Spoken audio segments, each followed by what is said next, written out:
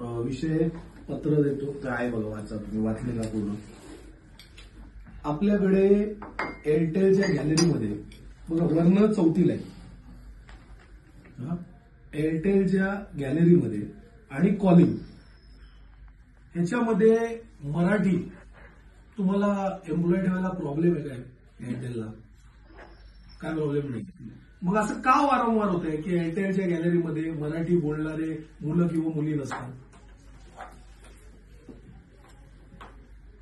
काय रिझनिंग काय तुमच्याकडे काय असेल ना की कशाला मराठी मुलं? मराठी लोक आहेत, नाही गॅलरीत आहेत का?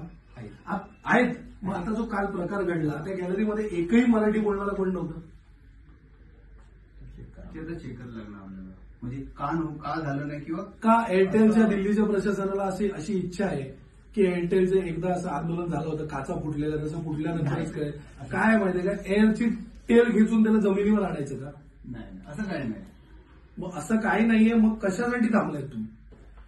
टेलिकॉलिंगवर मी तुम्हाला एक उदाहरण आत्ता देतो, आत्ता तुम्ही तुमच्या फोनवर ज्याचं तुम्ही चॉईस घ्या, इकडे कोणाचा फोन लावायचा. मी एअरटेलवर फोन लावतो आता आणि ऑप्शन आहे 1 दाबा, 2 दाबा मराठीसाठी आणि 3 दाबा हिंदीसाठी, बरोबर? मी आत्ता फोन लावतो, मी तुमचा सबस्क्रायबर आहे, मी आत्ता फोन लावतो एअरटेलच्या ह्याला आणि मी ना चॉईस घेईन इंग्लिशचं. मराठी प्राधान्य आहे पण मी इंग्लिशचं चॉईस घेतो, ठीक आहे? तरी बोलणारा हिंदीत बोलेल किंवा बोलणारी हिंदीत बोलेल. बघायचं आत्ता डेमो देतो तुम्हाला.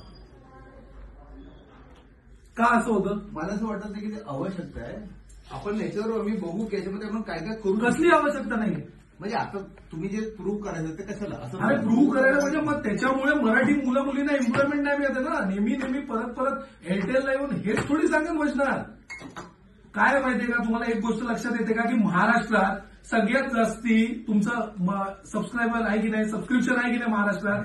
मग महाराष्ट्रात जर मराठी बोलणारे असंख्य तुमचे सबस्क्रायबर आहेत तर तुम्हाला असं हवंय का की आम्ही एक मोहीम चालू करावी आणि महाराष्ट्रात तुम्हाला पोटावं आणि सगळ्यांनी दुसरं कुठलं तरी घ्यावं? महाराष्ट्रात जर मराठीवर तुम्ही अशा प्रकारे भेदभाव करत असाल तर महाराष्ट्र आणि मुंबईमध्ये तुमचे एकही गॅलरी ही दिसणार नाही यापुढे.